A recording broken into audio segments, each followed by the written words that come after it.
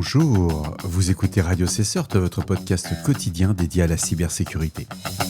Je suis Marc-Frédéric Gomez, j'espère que vous allez bien. Nous sommes le samedi 28 mars 2026, épisode 611. Au programme de ce Flash Info Cyber, le lancement d'EuroOffice, un fork européen open source d'OnlyOffice porté par un consortium Ionos, Nextcloud et Proton. L'ajout par la CISA d'une vulnérabilité de remote code exécution sur F5 Big IP à son catalogue Kev, sur la base d'une exploitation active confirmée. Des correctifs FreeBSD couvrant 4 CVE, dont une RCE via RPC-Sec GSS. Des vulnérabilités critiques dans Zabbix et des produits NetApp OnTape par le Certefer. Et l'immobilisation de milliers de véhicules aux États-Unis après une attaque DDoS contre Intoxalock, un fournisseur d'éthylotest anti-démarrage. Et enfin, une campagne ITM phishing ciblant les comptes TikTok for Business à des fins de malvertising et de fraude publicitaire détaillée par Push Security. Une info qui n'est pas très cyber mais plutôt liée au monde de l'open source, c'est un consortium d'une douzaine d'organisations européennes, dont Ionos, Nextcloud, Proton, XWiki et Abilion notamment, qui ont annoncé le lancement d'EuroOffice. C'est un fork open source d'OnlyOffice publié sous la licence AGPL v3. Le projet fait suite à la fermeture de l'offre cloud d'OnlyOffice et à des constats documentés sur GitHub, des pull requests ignorés, du code partiellement obfusqué, présence de blobs binaires et applications mobiles reposant sur des sections propriétaires. Le consortium relève qu'OnlyOffice est une entreprise russe dont la quasi-totalité des développeurs résident en Russie. Donc EuroOffice est conçu pour composer édition web intégrale dans des plateformes existantes avec des supports des formats Office, que ce soit du DocX, du PPTX, du XLXX ou de l'ODT, et coédition en temps réel. Une préversion technique est disponible sur GitHub. La première version stable est attendue pour l'été 2026. Ça fait beaucoup de bruit, c'est un projet que je vais suivre. C'est intéressant quand on parle de résilience, quand on parle de souveraineté numérique. C'est une initiative qui est assez intéressante. Maintenant, j'ai hâte de voir quelle va être la grande entreprise qui est cotée en bourse ou quel ministère français, anglais, les Allemands, il y en a quelques-uns qui ont essayé, mais qui vont aller sur ce côté-là plutôt que de dire « j'arrête d'utiliser des propriétaires américaines de mes produits anglo-saxons ».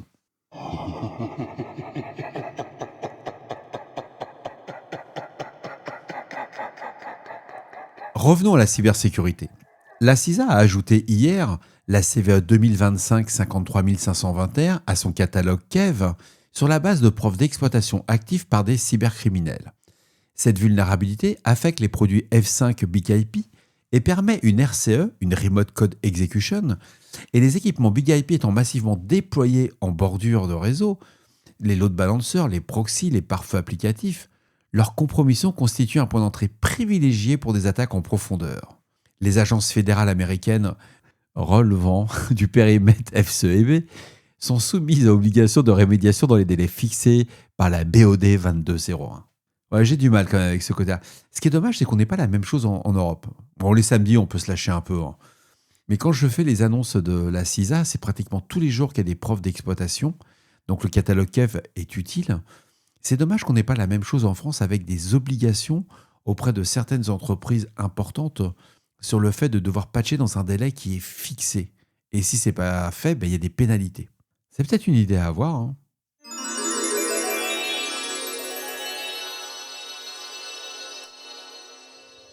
Alors FreeBSD a publié le 25 et le 26 mars 2026 des correctifs couvrant 4 vulnérabilités.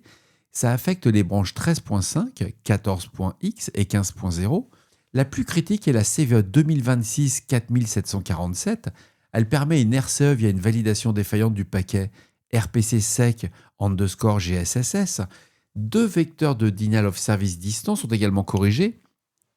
Et la CVE 2026-4247, c'est un mBuf leak exploitable via TCP, alors que la CVE 2026-4652, on est sur juste un null pointer difference. Enfin, la dernière CVE que j'ai trouvée intéressante, c'est la 2026-4748. Elle va affecter le pare-feu PF, qui va ignorer silencieusement certaines règles pouvant conduire à des contournements de politiques de filtrage non détectés. Je vous recommande fortement de lire ce bulletin qui est référencé AV26-291 par le Centre canadien pour la cybersécurité. En particulier, si vous utilisez vos FreeBSD en tant que firewall ou à passerelle de VPN. C'est hyper intéressant.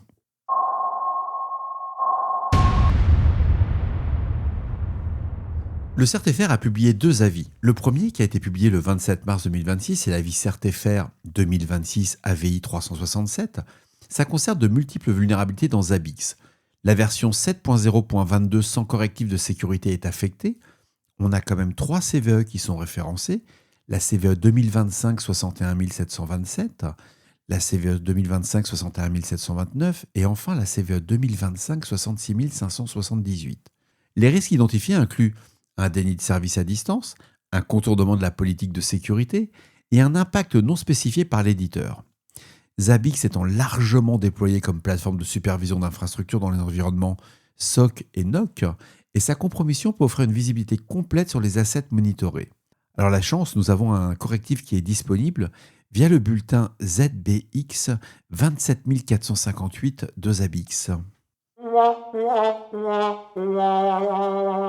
Le second avis du CERTFR, l'avis CERTFR 2026 AVI 363, il est relatif à de multiples vulnérabilités dans les produits NetApp.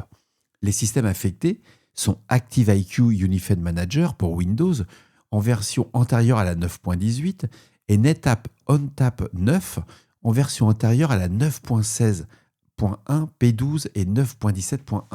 On a 3 CVE qui sont associés.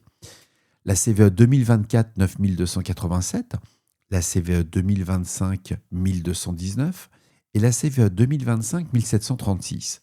Les risques couvrent un déni de service à distance, une atteinte à la confidentialité des données et à l'intégrité des données. ONTAP étant le système d'exploitation des baies de stockage NetApp, les environnements hébergeant des données critiques ou des sauvegardes sont directement exposés. Les correctifs sont détaillés dans 3 bulletins publiés par NetApp le 26 mars 2026. Une info qui prête un peu à sourire, c'est Intoxalock, c'est un fournisseur américain d'éthylotest anti-démarrage présent dans 46 États. Il revendique à peu près 150 000 utilisateurs et il a subi le 14 mars 2026 une attaque DDoS ayant entraîné la suspension de ses systèmes pendant 6 jours. L'indisponibilité des serveurs a bloqué les opérations d'étalonnage obligatoire des dispositifs anti-démarrage, provoquant l'immobilisation de milliers de véhicules à travers les États-Unis. L'impact physique direct sur des infrastructures critiques à caractère judiciaire, les éthylotests sont imposés par les tribunaux, illustre la capacité d'une attaque par déni de service à produire des effets opérationnels réels. Alors cette info, elle vient de 01net, qui a bien précisé qu'il n'y avait eu aucune intrusion secondaire ni exfiltration de données à ce stade, et les systèmes ont été rétablis le 22 mars 2026. Bon, ça fait du bien de lire ça un peu le samedi. Quand déjà un tribunal commence à vous dire qu'il faut mettre un éthylotest sur votre bagnole et il vous laisse le permis, ça fait quand même un peu peur quelque part. Mais bon, c'est rigolo.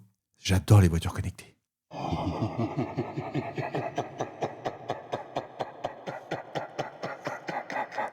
Selon Push Security, une nouvelle campagne de phishing de type AITM cible les comptes TikTok for Business dont l'objectif est de les détourner à des fins de malvertising et de fraude publicitaire. Les attaquants utilisent des domaines fraîchement enregistrés hébergés derrière Cloudflare, intégrant un Cloudflare Turnstile pour bloquer l'analyse par des bots de sécurité. La chaîne d'infection repose sur une redirection silencieuse depuis Google Storage vers une fausse page TikTok ou Google avant de servir un kit AITM interceptant les sessions authentifiées. La compromission d'un compte Google utilisé pour se connecter à TikTok permet un account takeover simultané sur les 2 plateformes, et les comptes détournés sont ensuite exploités pour diffuser des publicités malveillantes, voler des identifiants et détourner les budgets publicitaires. Des IOC sont disponibles dans le rapport, bien que Push Security souligne leur durée de vie très limitée compte tenu de la rotation rapide des infrastructures. C'est clair qu'aujourd'hui, quand on veut utiliser les IOC, il y aurait eu entre 3 et 5 ans en arrière, ouais, des IOC, c'était vraiment utile. Aujourd'hui, sur ce type de campagne, comme sur un certain nombre de campagnes, des IOC qui ont plus de 48 heures, surtout qui sont publiés de façon ouverte, sur des sources ouvertes, les attaquants sont au courant, ils migrent immédiatement. Et ils vont vraiment laisser que la queue de la comète au niveau de l'attaque. Donc c'est un article qui est assez intéressant. Il vient déjà encore de Security Affairs, mais pas mal, instructif.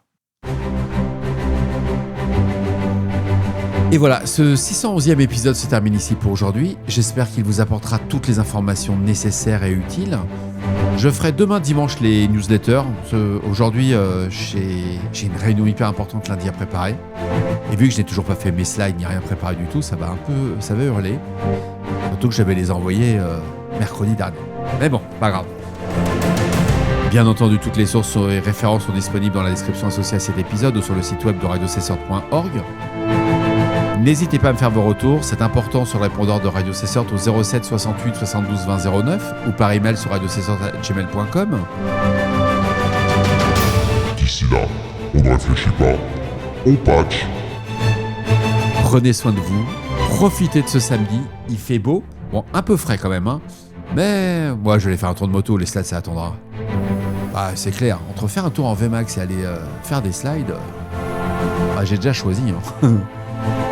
Et puis j'ai pas besoin de slides honnêtement, je peux faire mes presses sans slide. Je peux encore qu'on suive son GRC quoi, ça viendra peut-être. Je vous embrasse, à demain. Ou à tout à l'heure, j'ai peut-être un épisode spécial sur la situation au Moyen-Orient. Je vais voir, j'ai pas mal d'infos.